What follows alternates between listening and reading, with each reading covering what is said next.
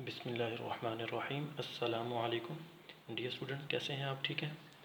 Okay, आज हम start करेंगे unit number 2 the animal world. Okay, page number 18 पर।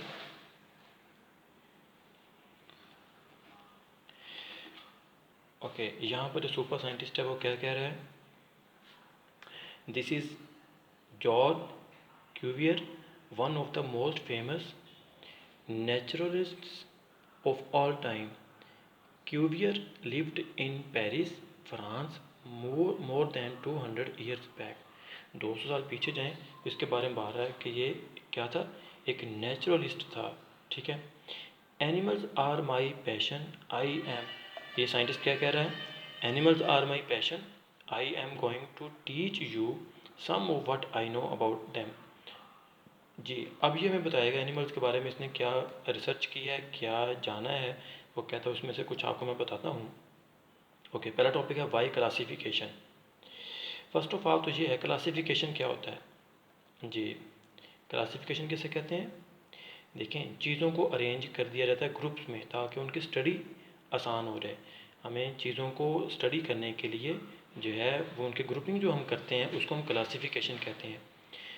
Most things in the world are grouped with other things that share common feature। मतलब जो group बनाई जाती है ना, चीज़ों को शेयर किया जाता है, इकट्ठा कर दिया जाता है, जिनके अंदर कॉमन फीचर होते हैं, जिनकी एक जैसी खूबियाँ हैं, उनको एक ग्रुप में डाला जाता है। This is done to make it easier to talk about them and to study them. क्यों किया जाता है ये ग्रुपिंग? क्यों की जाती है क्लासिफिकेशन? क्यों की जाती है? ताकि हम उनके बारे में ईजीली बात कर सकें और स्टडी कर सकें। Shops are an example of how this makes life easier. Most shops sell items that have something in common, so there are textile shops that only sell textile. अब देखिए, उसने कहा शॉप जैसे एग्जांपल हैं, तो आपको ग्रॉसरी का सामान चाहिए तो आपको ग्रॉसरी की ही शॉप मिलेगी। इस तरह आपको जो है वो अगर कपड़ा चाहिए, ठीक है, क्लोथ चाहिए आपको, तो आपको एक क्लोथ्स की जो है शॉप ही मिलेगी। ठीक है।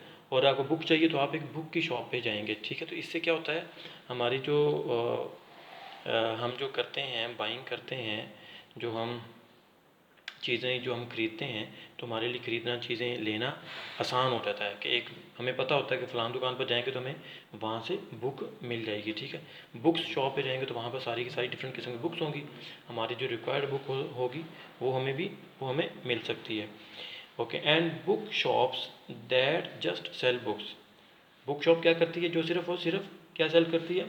बुक सेल करती हैं। आई है। अब सुपर साइंटिस्ट यहाँ पर क्या कह रहा है? I will have the last Harry Potter book, a tube of toothpaste and that sofa over there. Okay, अब ये एक शॉप पे गया तो उसने देखा कि बुक्स भी फॉर सेल हैं। ठीक है। और यहाँ पर एक सोफ़ा जो है वो भी फॉर सेल है, टूथपेस्ट भी फॉर सेल है। Science is not different, so through the ages scientists have tried grouping all organisms into different categories। सारे के सारे जो ऑर्गेनिजम्स हैं उनको डिफरेंट कैटेगरीज में अब देखें ना, जैसे हम पीछे पढ़ चुके हैं, कुछ एनिमल्स होते हैं जिनके अंदर जो है वो स्केलेटन होता है, कुछ के अंदर स्केलेटन नहीं होता।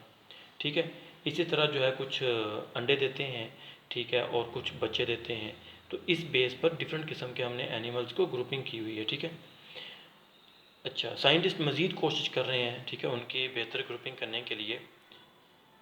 There have been attempts to do this and there will be new attempts in the future. This is because scientist keep making new discoveries about organisms.